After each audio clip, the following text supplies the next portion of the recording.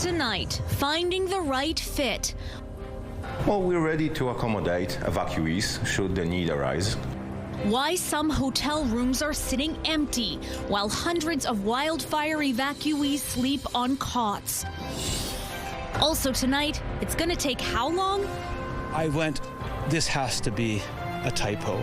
Why one Winnipeg homeowner is gobsmacked about the inordinate time frame to get his curb fixed. Plus, I'm Daniel Halmerson. Coming up, I'll show you how these kids are spending their summer vacation.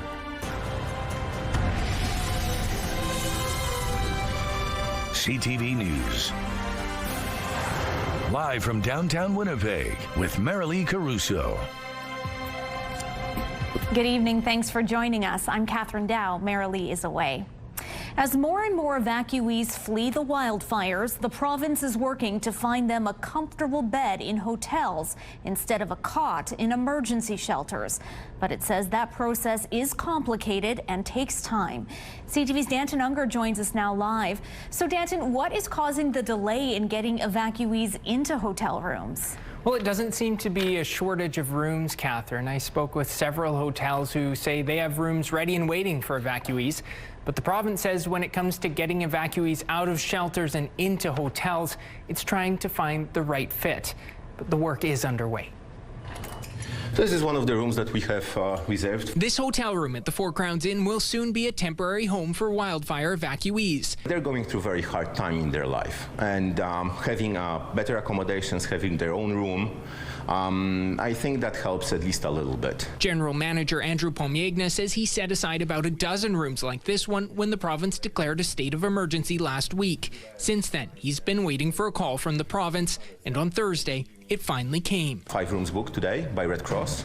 We're going to have another 4, I believe, ready either later this evening or tomorrow. This is nearly 13,000 Manitobans have been displaced by wildfires. As of Wednesday, the province says 6,450 evacuees have been placed in hotels, while 1,200 are still sleeping on cots in congregate shelters, like this one set up here at the RBC Convention Centre. The Four Crowns Inn is just one of several hotels here in Winnipeg that CTV News has spoke with that say they've had hotel rooms set aside for evacuees and have just been waiting for the province to fill them. Really, that process is not simple. Assistant Deputy Minister Christine Stevens says the province tries to match hotel availability with the supports evacuees need, like accessible rooms, daily meals, and proximity to medical appointments and community. All of those things matter a lot to us, and that means that sometimes it's complex matching the right fit to the hotel availability that we have. Stevens says since Monday, the province has moved about 700 evacuees into hotels,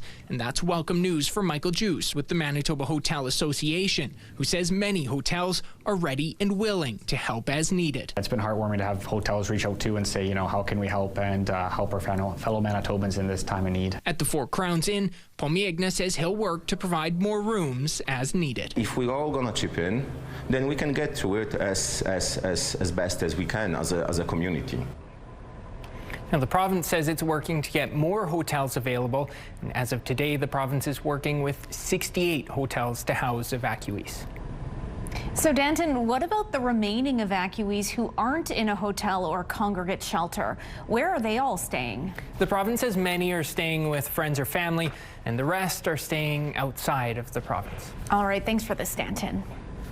Provincial officials say wildfire activity is picking up again in Manitoba following days of cooler weather and rain.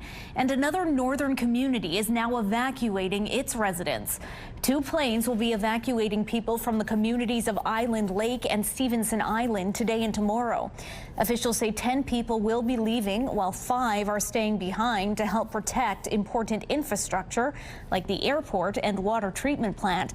They're located directly south of Garden Hill First Nation, which was evacuated last week. There are now close to 13,000 people out of their homes due to wildfires. And officials address some dramatic video circulating online showing a wall of flames near the community of Split Lake.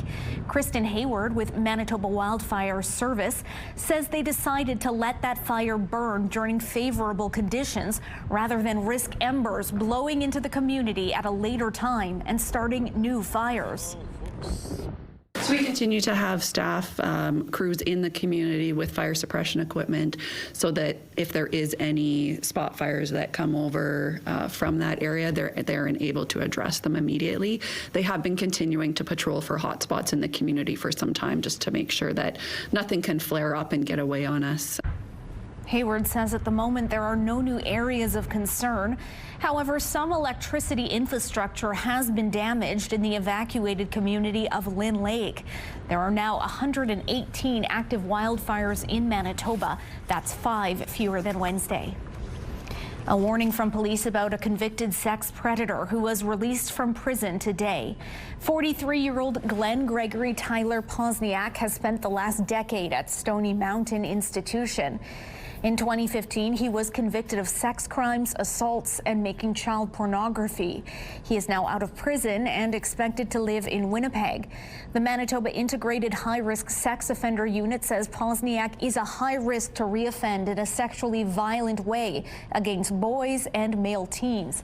If you have information about Posniak, you're asked to call the Manitoba Integrated High-Risk Sex Offender Unit, Winnipeg Police, your local RCMP detachment, or Crime Stoppers.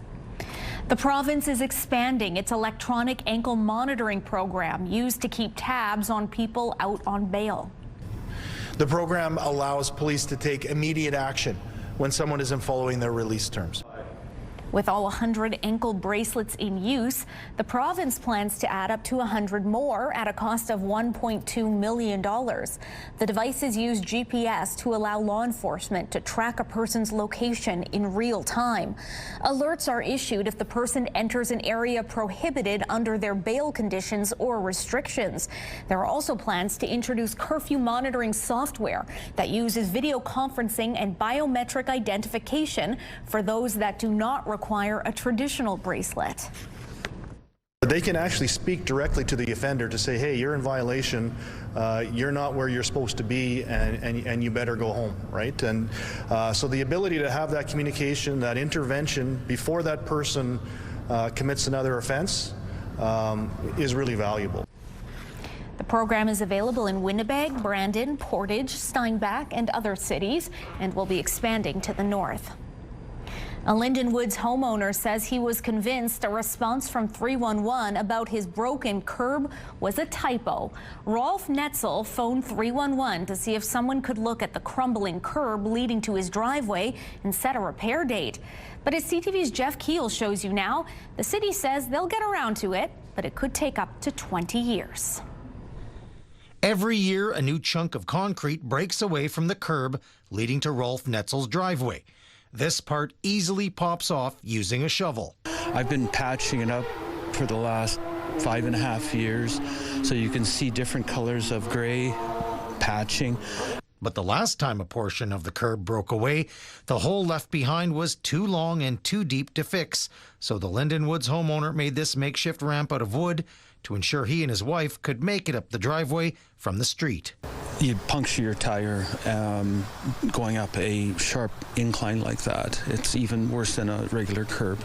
Netzel blames some of the crumbling on erosion, but he believes it's mostly the snow graders that come by every winter. So he called 311 hoping someone from the city could come take a look and possibly schedule a repair. An email came promptly saying his request will be looked into by July 4th, 2045. This has to be a typo. It was no typo. In a statement to CTV News, the city confirms the timeline is accurate. The current service level agreement for non-hazardous curb damage is approximately 20 years. We just do not have the resources to more quickly repair curbs that don't pose a safety risk. That said, curbs could be repaired sooner if their street comes up for a renewal in the interim. Netzel isn't going to wait up to 2 decades to see if the city will help him with his curb or not. He does have a plan B. Hire a crew of friends. And do the whole front properly with rebar and all kinds of stuff.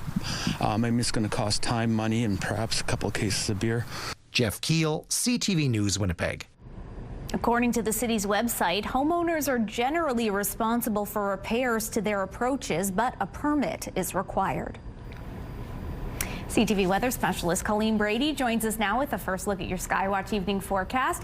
Feeling a little less smoky out there, Colleen. A little less smoky, a little warmer. We're getting there, but the north, it's a different story. You were talking earlier, Catherine, about the cooler temperatures over the last few days in northern Manitoba. Well, things are starting to heat up in the north, and so are the concerns regarding air quality.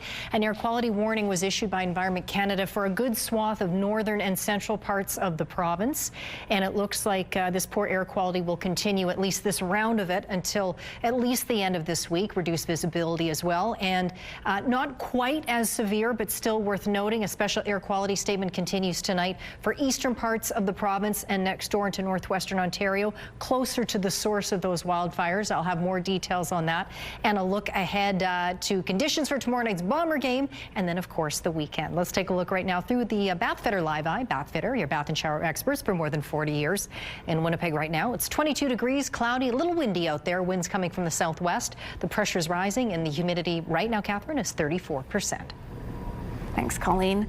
The search for the remains of 2 murdered Indigenous women has wrapped up at the Prairie Green landfill, but the province is promising to soon search for the remains of a 3rd victim at another landfill. The remains of Morgan Harris and Mercedes Myron were found at Prairie Green landfill earlier this year. In a media release, the Manitoba government says work at the landfill officially finished July 9th. A ceremony was held this week to honor the women. According to the province, Brady Road landfill will be searched soon for the remains of another victim, Ashley Shingoose. The remains of the 4th victim, Rebecca Comtois, were recovered back in June 2022. All 4 women are victims of convicted serial killer Jeremy Skibecki. A warning tonight about river water quality. A group called Wilderness Committee has found extreme concentrations of dangerous E. coli bacteria in a Winnipeg river.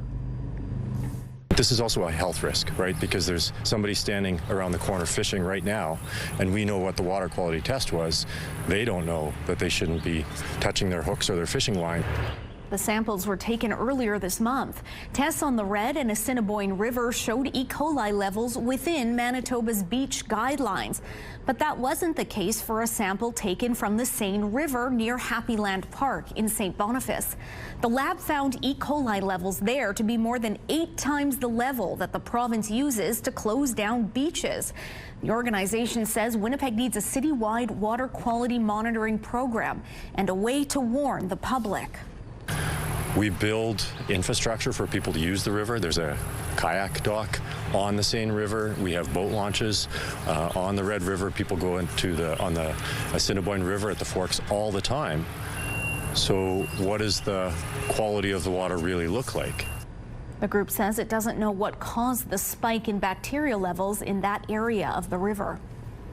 Winnipeg's mayor is expressing frustration over the speed at which the province's Your Way Home strategy is moving forward. The public is frustrated. I'm frustrated.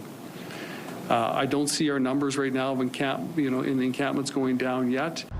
Mayor Scott Gillingham says he believes the province's plan is heading in the right direction, but he says it isn't moving fast enough to make supportive housing units available to get people out of encampments. His comments come as a motion before City Council seeks to prevent encampments from being set up in some public spaces frequently used by families, like playgrounds, spray pads, and community centers. Gillingham says he's willing to work with councillors to look at the matter, but I think we would be wise to look at what's happened in other cities and what's worked, what hasn't worked, what has been legally challenged. Gillingham says the city is also working with the province and outreach partners to find places where encampments can be limited. An opinion poll commissioned by Manitoba Hydro suggests some people are open to paying higher rates and switching their energy use to nighttime.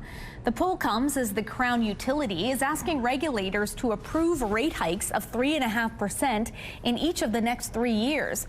The survey asked respondents whether they would be willing to pay more every month to keep power reliable and avoid drastic power outages. Most who were presented with a $6 or $9 monthly increase said yes, and more than half of respondents said they would consider switching to nighttime use if it meant a lower rate to run appliances like dishwashers. The online survey of more than 1,200 Manitobans was done in February. We all remember the jingle of the ice cream truck on a hot day. Now a trio of Transcona siblings is cashing in on frozen treats and learning valuable lessons along the way. CTV's Daniel Halmerson has their story. Good product, a catchy name, and dedicated employees. These young minds have learned a thing or two over the past couple summers. Running a business is actually quite easy. It's just the starting off that it's a little hard. Malachi, Micah, and Hannah Jingra launched the Tiptop Popsicle shop last year after seeing a social media post about an old Dickie D bike. So they bought a freezer, hitched it up, and hit the streets of Transcona serving up frozen fan favorites. Probably the firecracker. People, I assume, find it nostalgic, and so they buy it for the sake of nostalgia. And they say neighbors are taking notice of their bright colors and familiar jingles. Ice cream! So a lot of people have been cheering and clapping and that sort of thing. Hannah is in charge of customer experience. Micah is head of design, and Malachi handles the logistics. Usually I'm the one driving the bike and dealing with the money from people. The kids say the Tiptop Popsicle shop is helping them prepare for what's ahead in life. I think they've learned some sense of responsibility. I think they've learned that we live in a great place, that the community has been so supportive of them. They've also learned about giving back. They donate a portion of their profits. Some people need help. Maybe this is a big family or they're struggling, so sometimes we just help them out instead. And like any great summer job, they're creating memories to last a lifetime. It can be frustrating at times, but I've always loved my brothers, and it's always been a fun family experience. Daniel Halmerson, CTV News, Winnipeg. Coming up, a bleak picture of Canada's economy. The direct hit from the trade war will soon begin to broaden to other sectors of the economy. A new report says we're already in a recession, and the job losses could soon start piling up. More on that just ahead.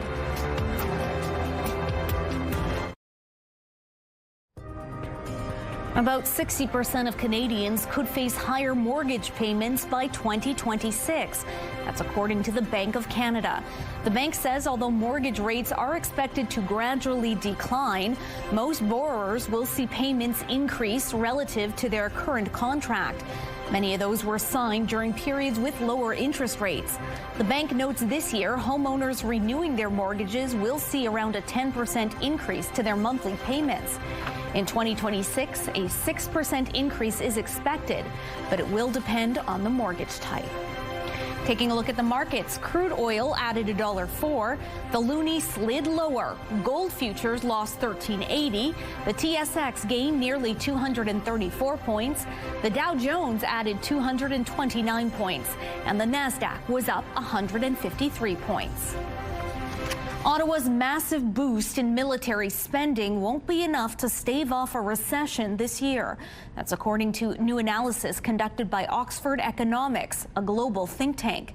CTV national correspondent Judy Trin reports on the growing impact of the trade war. As soldiers to buying new equipment, the Canadian government will spend $9 billion more this fiscal year on the military, boosting the bottom line of companies like Hepburn Engineering that makes refueling equipment for Canada's Navy.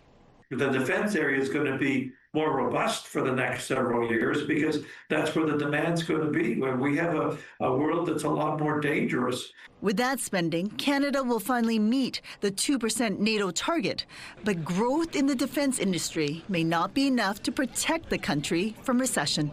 Defense spending will help to offset some additional further negative impacts, but we do think the Canadian economy is already in a recession, and it will really take an early resolution of the trade war to get us out of that.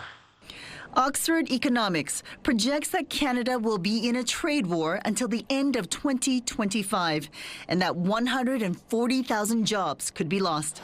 The impacts are already being felt in steel, aluminum, and auto industries. The direct hit from the trade war will soon begin to broaden to other sectors of the economy and lead to a much broader, more widespread downturn. Meanwhile, Hepburn is expanding. It has 100 employees and is hiring more as it competes for new military contracts. We expect this will continue, but we have to wait. The business has to come our way, and then we make sure we're big enough to be able to handle it. And so we've added a number of employees this year, and if things keep growing, we'll add more. Economists are now focused on August 1st. That's the deadline for a new trade deal between Canada and the U.S. Earlier this week, Prime Minister Mark Carney said it's unlikely Canada will emerge from those negotiations without being hit with some form of tariff. Judy Trin, CTV News, Ottawa. Last month, the Prime Minister said he and Donald Trump were working toward a trade deal by July 21st. Today, the White House was asked whether that can be done within the next 4 days. Well, look, we'll see. The trade team continues to be very active in our conversations and discussions with Canada, the President himself has said.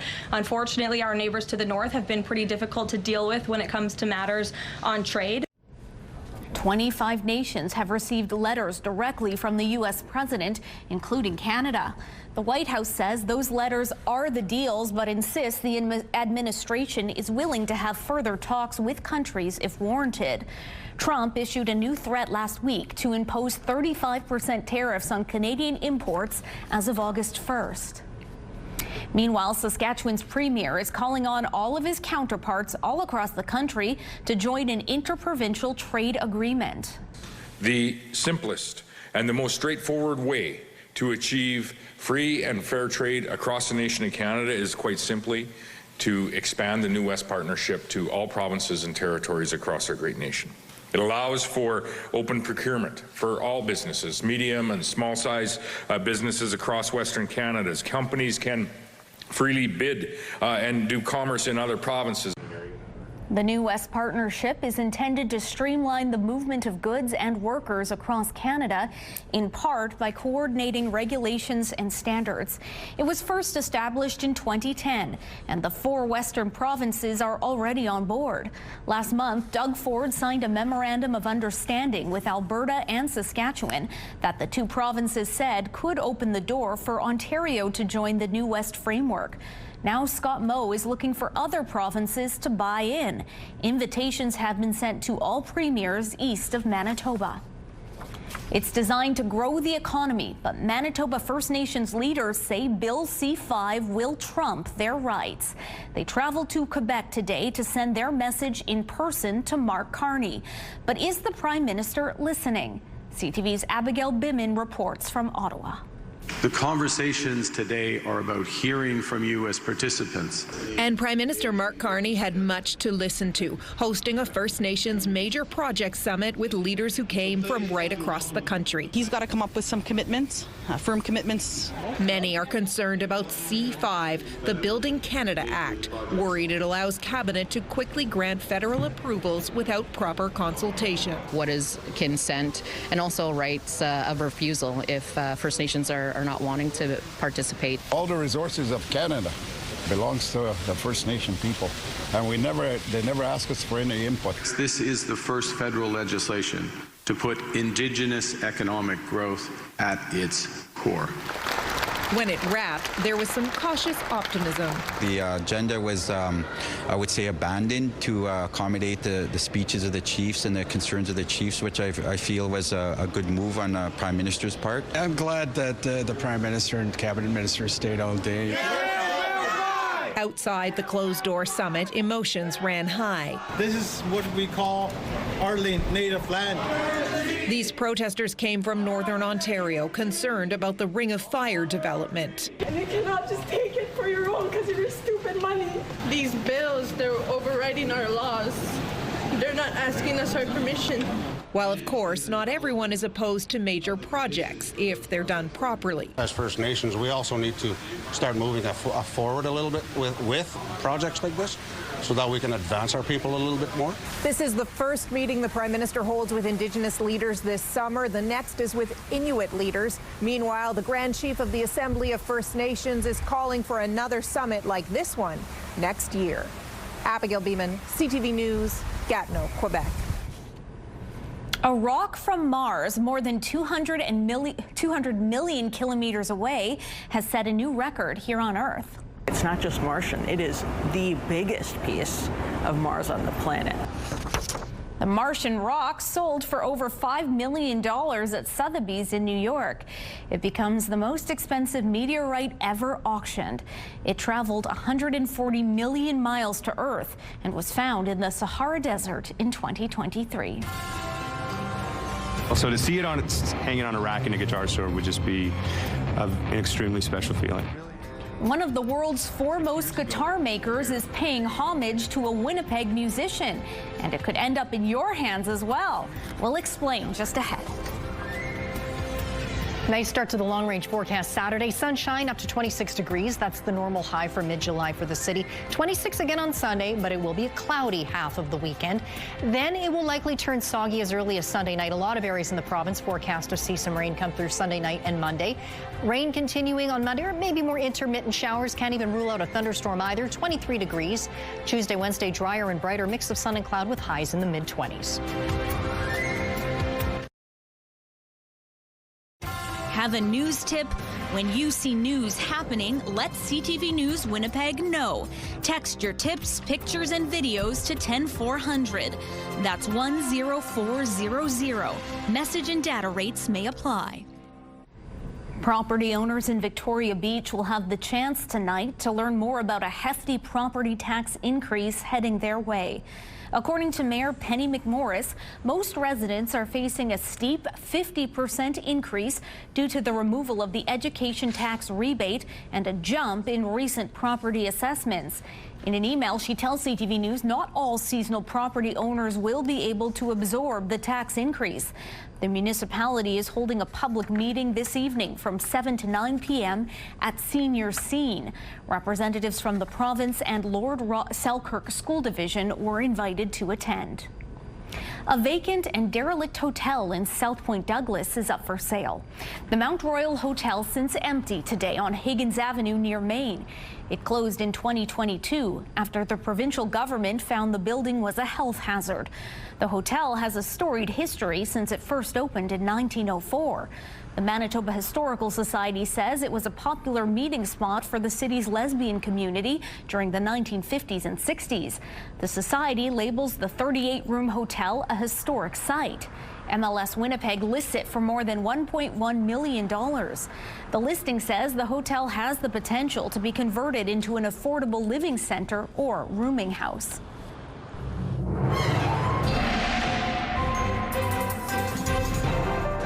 CTV Skywatch Weather brought to you by South Beach Casino and Resort. Visit southbeachcasino.ca. And now CTV weather specialist Colleen Brady has your complete Skywatch weather forecast. We're always monitoring those smoke levels out there. Colleen, how are we faring? Well, better today here in Winnipeg than yesterday. The winds have shifted. They've generally come from a different direction away from the smoke, so not pouring it into the city like we saw yesterday. But things are changing in the north after some relatively cool days. That's mitigated the effect of the smoke. Certainly hasn't cleared it in the north, but it hasn't been as intense. That is starting to change now that the temperatures are starting to warm up. So much so that Environment Canada has issued an air quality warning for many major centres in the north. You can see all these areas lighting up in purple in both northern and central regions. And Environment Canada says the expectation is that current situation with poor smoke will continue at least through to the end of this week. So that means reduced visibility and compromised air quality in those areas. Now, not quite as intense as an outright warning, but still nonetheless to be taken seriously is a special air quality statement that continues in eastern Manitoba, closer to where those fires continue to burn there, and over the border now into northwestern Ontario, where fires are also burning in northern parts of Ontario. So there's some high pressure sitting over the area, basically sort of almost locking in that smoke, if you will, close to those source regions. If the winds shift, and that's an if, that could could cause a widespread smoke event. We could see smoke spread out quite quickly, but for the time being, it looks like that smoke is going to stay over those areas for now. For the rest of the night, though, otherwise sky conditions partly cloudy in most areas, certainly here in the south. Now in the north, there is the chance of showers in most areas. The strongest chance up around Flin Flon and the Paw tonight. We can't rule out thunderstorms either. There's at least the risk of it for the next few hours. Overnight, that risk of thunderstorms subsides. We see some clouds in the south. Now you'll see tomorrow morning, I'll advance a few hours. You can see a pretty organized band of rain staying just nicely on the other side of the international border. Should be dry here in the city. But as we get into the latter part of the afternoon, there's the risk of showers popping up north of Winnipeg and Brandon, but temperatures getting into the mid-20s, closer to normal for this time of year. You can see too dry up in the north as well. But if you're heading out to the Bomber game tomorrow evening, conditions look pretty good. Should be nice and warm. Winds at this point look relatively light too, so that's good news. Overnight, we see the sky clear out, taking us into the start of the weekend on Saturday. Sunny here in the south and across much of the north as well, with temperatures, as I mentioned, starting to warm back up to where they usually are for mid-July for Winnipeg. For tonight, the overnight lows warming up too, closer to normal after some cool nights here in Winnipeg. 12 is our low, partly cloudy, light winds. 15 tomorrow for the commute, mix of sun and clouds. South winds 10 kilometers an hour. That's where they will stay throughout the day, on the way to a high of 24 under a mix of sun and cloud. The normal high for the city is 26. The UV index for tomorrow, Friday already, is 7 or high. Up in the north tonight, partly cloudy for most areas in the northeast. Churchill down to 7. 10 overnight for Thompson, just a few clouds there. Mix of sun and cloud for Thompson tomorrow. 22 degrees. Island Lake, there's a chance of showers. 22 is your high. Best chance of showers tonight in the northwest is for Flin Flon and the Paw. 10 and 12 degrees overnight there. Bright and sunny for Lynn Lake tomorrow. In the southwest tonight, partly cloudy for Brandon, down to 9. Dauphin a little clearer, same overnight low, 9 degrees. Chance of showers there tomorrow with highs in the 22-23 range. Winnipeg in the southeast, partly cloudy tonight. Overnight lows between around 9 and 12 degrees. Mix of sun and cloud for Winnipeg. Temperatures across the region, low to mid-20s. And in northwestern Ontario, partly cloudy there tonight. And there's a very good chance around the region of rain tomorrow afternoon with highs in the low 20s. Our first weather photo takes us out in the other direction, out to the sunset over Ochre Beach on Dauphin Lake. That photo is from Judy. And this cutie is Milo, out enjoying a walk here in Winnipeg at Maple Grove Dog Park with Aaron. Send us your weather photos to winnipegweather@ctv.ca. Thanks, Colleen. One of the world's leading guitar makers is giving a nod to a Winnipeg musician. Fender Guitars has created a limited edition Ariel Posen Stratocaster.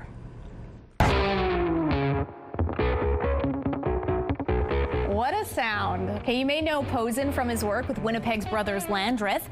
He's now a solo artist. Rolling Stone magazine has called him a modern-day guitar hero. A few years ago, Posen developed his own guitar, combining his favorite attributes from 2 Fender classic models. Well, Fender liked what he did and created this limited edition model.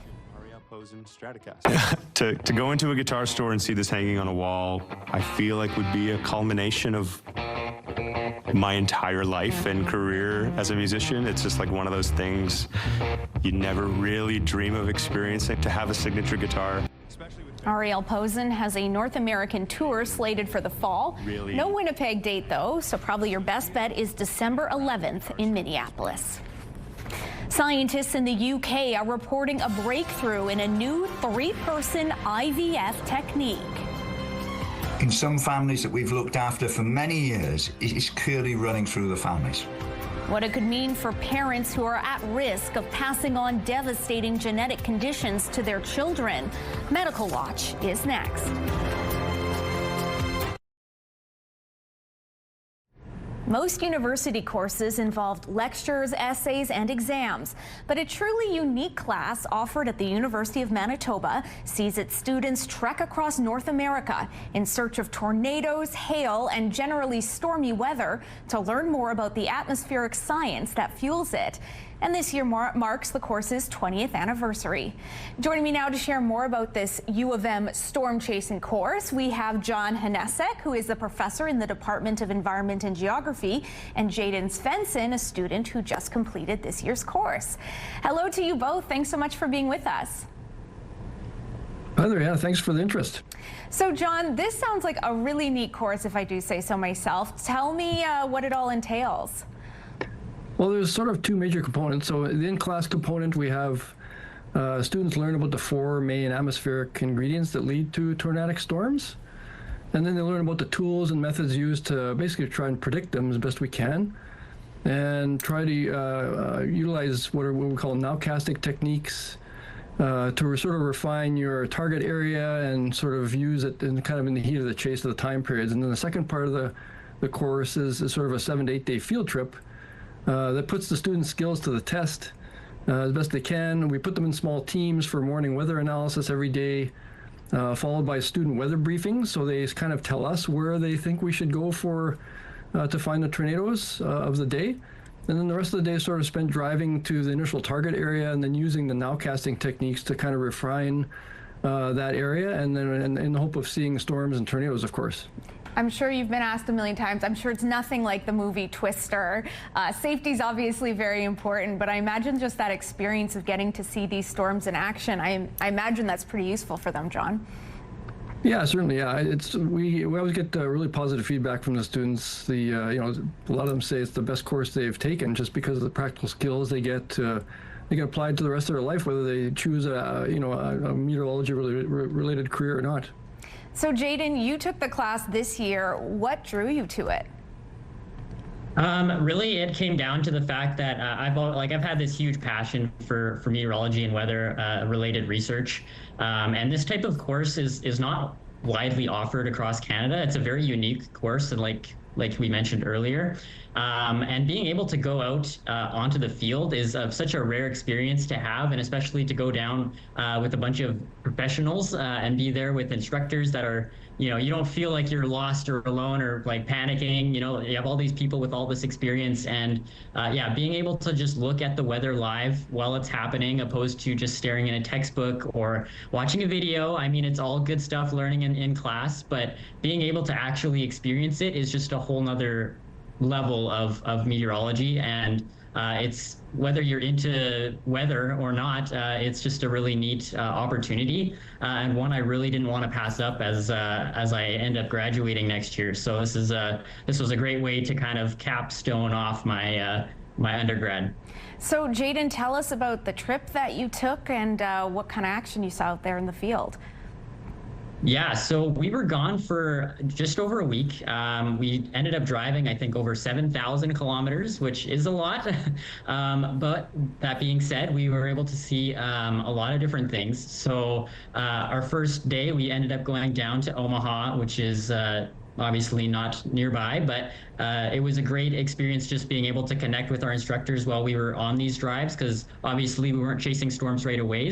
But as the chase trip went on, we started building upon, as John mentioned, we had those morning briefings every day. All of the instructors made sure that the students were able to talk to one another, and they really kind of took a hands-on yet hands-off approach to how they let us do this trip, because as John said, we wanted to be, or they wanted us to be the ones to make those decisions and put our practical knowledge actually to use in the field. So it was a great experience being able to connect with my other classmates and work on all these problems that we've practiced working on for so many years now.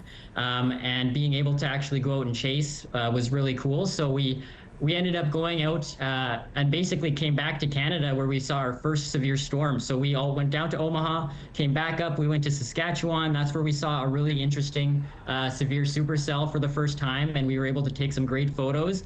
And now, at that moment, I finally realized, I was like, it's a different feeling when you're standing just away from the storm. It was a tornado-warned storm. There was no tornado that day, but being able to watch it develop from start to finish was just, I can't even describe it in words. And then we finished off our trip by going back down to the U.S., where we did end up seeing, I believe it was 4 tornadoes. 3 of them were land spouts. One of them was actually from a supercell. And being able to just be there, take pictures, it was a surreal experience. I can't even describe it to you. It's truly a one-of-a-kind opportunity, and I'm so happy I didn't pass that up. Well, we will leave it there. Thank you both. Thanks so much for being with us. Yeah, thank you. Thank you.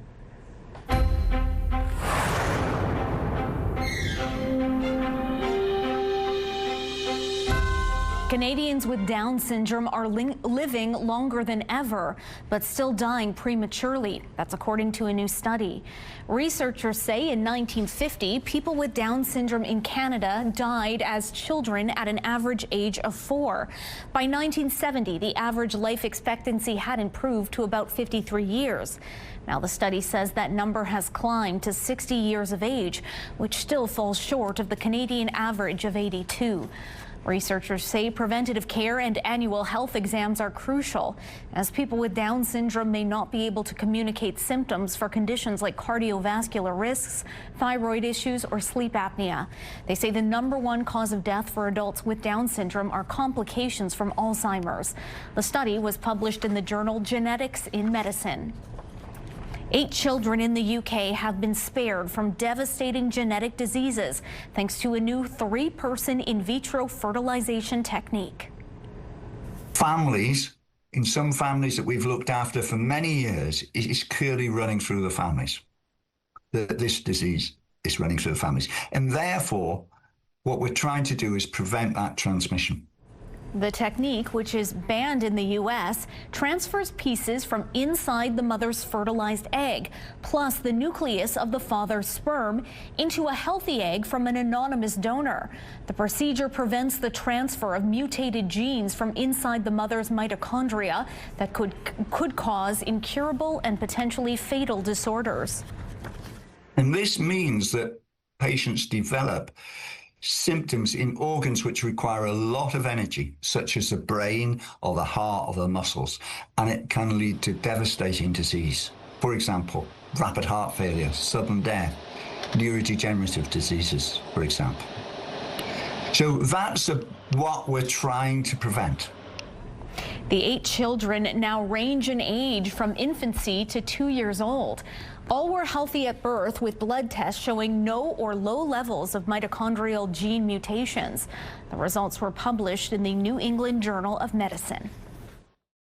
Medical Watch is brought to you by Manukin Koster Denture Clinic.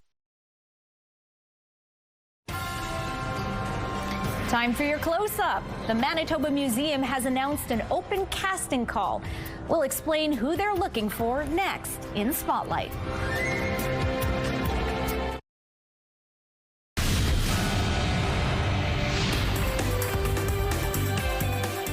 Spotlight, sponsored by the Casinos of Winnipeg, presenting R&B legends TLC. Is your family ready to smile for the camera? Well, the Manitoba Museum wants to hear from you. It's looking for families to take part in a promotional photo shoot next month. Everyone is encouraged to apply, including multi-generational families, those who identify as Indigenous, 2S LGBTQ, and people with disabilities. The shoot should take about 2 hours on August 5th, and the museum says you'll receive an honorarium for your time. You'll have until Tuesday to apply. Just head to manitobamuseum.ca. Connie Francis, beloved pop star from the 50s and 60s and the first woman to top the Billboard charts, has died. Pretty little baby, you say that maybe you'll be thinking of me. She was known for her hits, including Pretty Little Baby, which saw a resurgence in popularity just this year on TikTok, exposing her to a whole new generation, something she called a blessing. Her life would be marked by tragedy, including surviving a brutal assault and mourning her brother's murder. Francis was recently hospitalized for pain. She was 87 years old. One of the most iconic pieces of cinematic weaponry is going under the hammer. You are unwise to lower your defenses. That's right. Darth Vader's actual lightsaber, or at least the prop, is part of the prop store's next memorabilia auction. The pre-sale estimate is $1 to $3 million. Other hot items up for bid include Harrison Ford's bullwhip from Indiana Jones and The Last Crusade and Sauron's helmet from The Lord of the Rings. The auction is in September. Your primetime lineup kicks off at 7 with Transplant, followed by Good Cop, Bad Cop, and E-Talk wraps up the night at 10:30, all right here on CTV. This is the best day of my life. They took a break from fighting crime to pay a visit to the Winnipeg Humane Society this afternoon. That story still ahead. Women's clothing provided by RW & Company. Salon services provided by S&T Spa Salon. Temperatures still a little cool for this time of year, but warmer than they were on this day a year ago. We didn't even get to 22. Today, at least we got to 23, but the normal high is 26. Tonight, 12, partly cloudy, 24 under a mix of sun and cloud for Friday. Sunny Saturday, 26 again on Sunday, and cloudy. Thanks, Colleen. The Winnipeg Humane Society is tapping into some star power to hopefully boost adoptions. This is the best day of my life. Well, that's saying something coming from the Man of Steel. Yep, that's right. Superman and Supergirl flew on over to the Humane Society this afternoon, possibly in search of their own crypto. So this comes after the recent Superman movie introduced moviegoers to Superman's trusty canine companion. And while films and pop cultures can sometimes lead to a boost in adoption, the Humane Society says to keep in mind it is still a very big commitment. Adopting an animal into your home is a lifelong commitment, that there is amount of effort that has to go into caring and maintaining the well-being of any animal you bring into your home, and it should be a careful decision to be made. Now, the dog you see here is named Shuffles. Love that name. He's actually a therapy dog, and so he's not up for adoption, but there are about 10 other dogs at the Humane Society right now waiting for their own heroes to arrive. Hopefully some of them will find their homes because, wow, yeah, they look pretty darn cute. Alrighty, that is going to do it for us, and be sure to join us for CTV News at 11:30. Good night and take care.